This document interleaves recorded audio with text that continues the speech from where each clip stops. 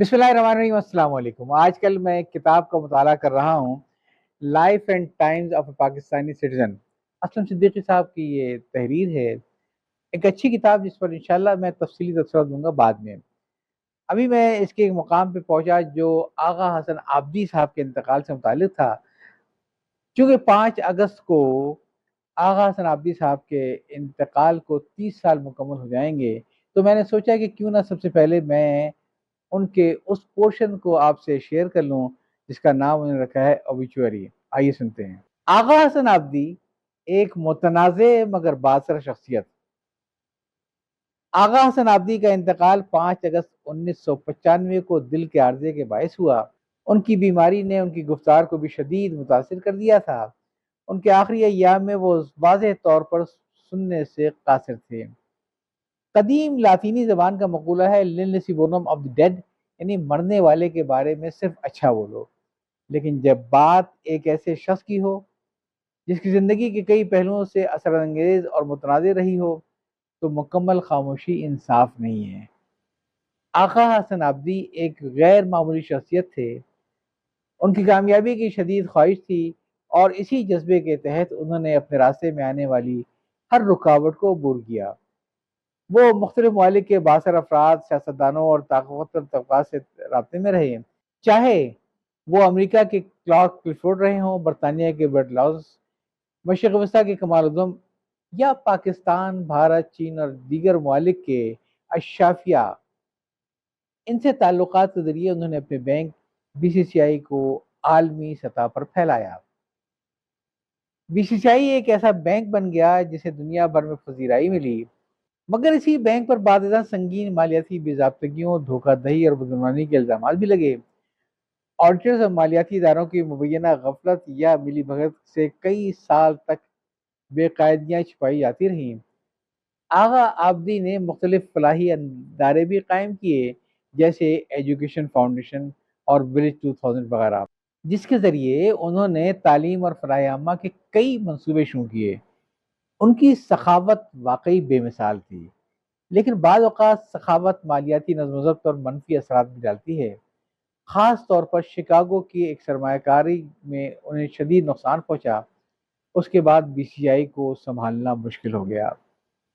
Bank को बचाने की आखिरी कोशिश अबू धाबी के शेख ने की, जिन्होंने बड़े मालियाती वसाइल के साथ ही बीसीसीआई की तंजीम नौ का मनसूबा पेश किया, जिसे बरतानिया और लग्जमबर्ग ने इब्तदाई तौर पर कबूल भी कर लिया।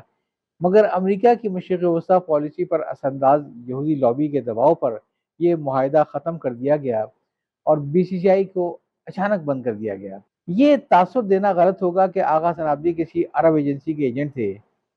वो एक बुलंद हौसला, ज़हीन और मुतासिर कुन शख्सियत के मालिक थे।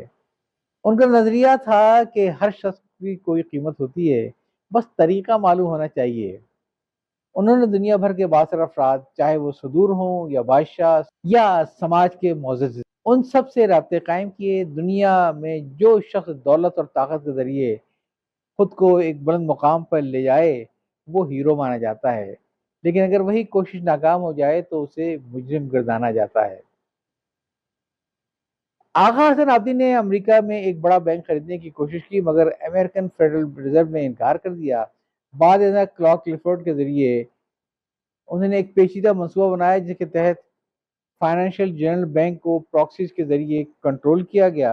इस सारे अमल में शफाफियत पर सवालात उठे और जब स्कैंडल मंजर आम पर आ गया तो आगा साहब को कुर्बानी का बकरा बना दिया गया। क्लार्क क्लिफोर्ड ने अपनी सवाने उम्री में इस पूरे मामले को महज एक फुट नोट के तौर पर बयान किया है, जबकि हकीकत में वो इस स्कीम के मरकजी मनसूबा साज थे। आगा हसन आबदी ने अमेरिका की अशाफिया के साथ एतमाद का रिश्ता कायम किया, जो बाद में उनके लिए मुहलिक साबित हुआ। क्लार्क क्लिफोर्ड से हसस हासिल करने की उनकी आखिरी कोशिश जनवरी 1988 में नाकाम हुई और चंद दिन बाद उन्हें दिल का दौरा पड़ा, जिसके नतीजे में उनका दिल तब्दील कर दिया गया। आज जब हम आगा हसन आबदी को याद करते हैं, तो हमें उनके किरदार को ज़्यादा अल्फाज में स्याह सफ़ेद में नहीं बांटना चाहिए।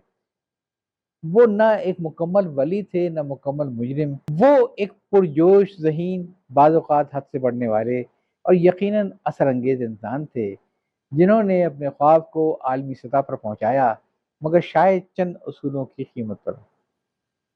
تو یہ اقتباس آپ سن رہے تھے اسلم صدیقی صاحب کی کتاب سے، جس کا عنوان ہے life and time of a Pakistani citizen. میں چاہوں گا کہ اگست 2025 میں چونکہ آقا حسن آبدی صاحب کے انتقال کو 30 سال مکمل ہو جائیں گے، اور آقا صاحب جیسے کہ آپ جانتے ہیں کہ دیومالائی کردار تھے، تو کیوں نہ ہم ذکر کتاب کے اوپر اگست کا مہینہ مخصوص کریں آغا حسن صاحب پر لکھی گئی تحریروں کے بارے میں، ویڈیوز کے تبصرے کے بارے میں۔ کچھ کوشش آپ کیجئے گا، کچھ میں کروں گا، اور کیوں نہ ہم اس شخص کے یادوں کو تازہ کریں اس مہینے میں، اگست کے مہینے میں۔ تو مجھے انتظار رہے گا، اگر آپ اس سلسلے میں مجھ سے رابطہ کرنا چاہیں تو میرے موبائل فون نمبر 030282223238 پر رابطہ قائم کر سکتے ہیں۔ یا چاہتا ہوں، اللہ حافظ۔